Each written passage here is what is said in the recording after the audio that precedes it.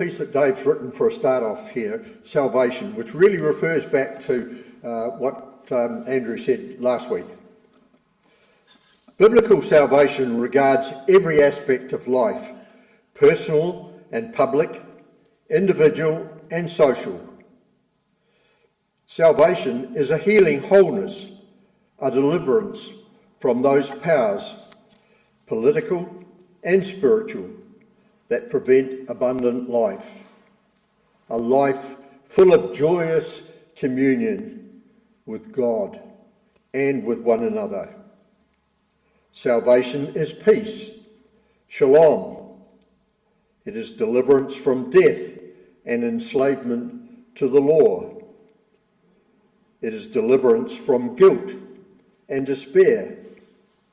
But salvation is also primarily rooted in our daily lived reality. It's not just about reservations in the sweet by and by, and it is the work of God. God brings peace, shalom, salvation in Jesus, in his life and teachings, death and resurrection. Jesus is saving us from ourselves and our sin. And those words that Dave chose are written by Gregory Pope. Last week, Andrew's reflection was around salvation. This week, another story of salvation. Confess, and you can be a changed person. Change happens in a lot of ways. A turnaround happened in the life of Zacchaeus, the life of a little man, short in stature, but even shorter in character, a cheat and a fraud, was genuinely changed through meeting Jesus face to face. Come down, little man, from the tree. I'm going home with you. We can't know what happened at Zacchaeus' house. Probably they had a meal. But what did they talk about? How long was Jesus there? Don't know. What can be known is at the end of the time there together, Zacchaeus was a changed man. Lord, he cried, half of my goods I will give to the poor, and if I have cheated anyone or of anything, I will repay them 4 times. The Old Testament law required that a thief repay double what was stolen. Zacchaeus doubled the double. In response to all this, Jesus said, today salvation has come to this house. What did he mean? Did he mean that Zacchaeus' generosity had resulted in his salvation? No. He meant that Zacchaeus' generosity was a result of his salvation. When he met Jesus face to face, his life changed. There was a dramatic turnaround. The dishonest man became honest. It's a sad commentary on our own day, but I suspect that a great many in our own town would find no fault with Zacchaeus. Life without scruples has become accepted, almost fashionable.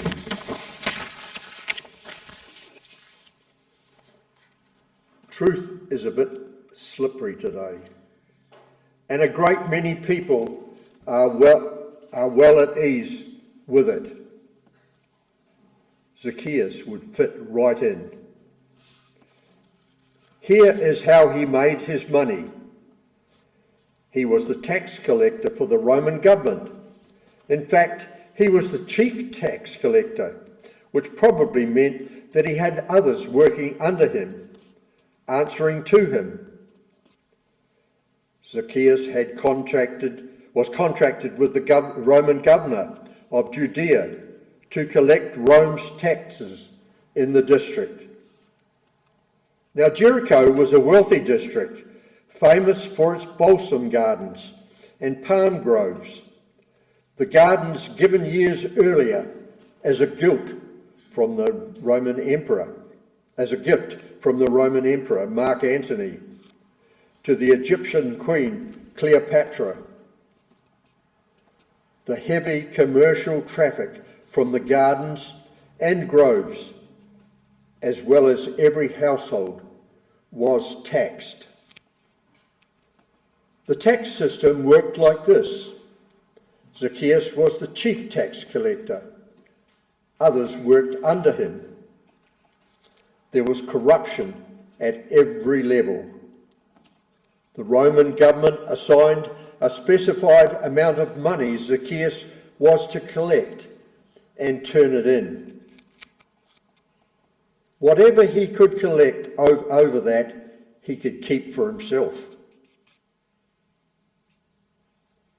He divided the district into smaller areas and hired a tax collector for each one of them. He told them how much money he wanted from each of them. They in turn would add to the amount they wanted for themselves. By the time the tax bill got to the citizens, it was outrageously high. Each tax collector kept his cut, gave the rest to Zacchaeus, who kept his cut and gave the rest to Rome. Rest assured that his cut was a huge profit for himself. It's no surprise that his people hated him so. If he were alive in our day, his defenders would say, "He's a good businessman." He might say in defence of himself, as do so many current day crooks, "I never broke a law," and both would be right. It's just that he wasn't honest. One of the 10 Commandments says, "Thou shalt not bear false witness against thy neighbour." Why? Because our neighbour has the right to expect from us the truth. I'm glad Zacchaeus finally saw the wrong of his life and made it right. His coming to Jesus changed his life. At an even deeper level than outward honesty, there was a change of Zacchaeus' heart toward others. His selfishness gave way to caring regard for other people. He had a good example from Jesus, as do we. Never was there one with such empathy for other people. Jesus saw need and went to minister to it. On this fateful day, Jesus saw Zacchaeus up in the tree. Don't forget, there were huge crowds in Jericho that day. Jericho was only 20 miles east of Jerusalem, and Jesus and the disciples were on their final trip to the holy city. The people heard that the miracle worker and famed teacher were passing by, and the crowds lined the streets. But the eyes of Jesus saw beyond the crowd to the needs of this one lonely small man up in the tree. He saw Zacchaeus and in his heart, and he loved him. That kind of compassion is what Zacchaeus later wanted for himself. half of my goods, and that was considerable, because he was a very wealthy man. I will give those to the poor. It's compassion that marks the Christian who truly denies self and follows Jesus wherever he goes. For Zacchaeus, there was a change in the way he viewed his material world. There was a time when the material world drove his every thought. He was controlled by his craving. When he got more, he wanted more. It was an endless cycle of despair. But after Jesus entered his life, his priorities changed, and drastically so. There are those who say that money doesn't matter. We can resonate with that. After all, Job was right. Naked I came from my mother's womb. Naked I shall depart. There is nothing eternal about our finances. Yet it's not that money is unimportant. It is important. In our society, it takes money, and quite a lot of it, to provide food, clothing, shelter, and to pay our taxes, our rates, and our insurance, our power, and our telephone bill. Whether we like it or not, money is here and a part of our lives. There are also those who say money is everything. No, there are more significant driving forces than money. I would measure honesty, integrity, loyalty, and fidelity. Against such there are no laws. So how do the converted relate to money? Zacchaeus points the way. Money doesn't control us, but it does become a way in which we honour God. Thus, the pledge to give away half of his goods to the poor and to repay fourfold those he had cheated. His generosity really wasn't required for his salvation, nor for the forgiveness of his sins. The generosity simply came with the territory. It was a response of grace to the grace of God. The whole world changed for Zacchaeus when Jesus came. I sense about him a new joy.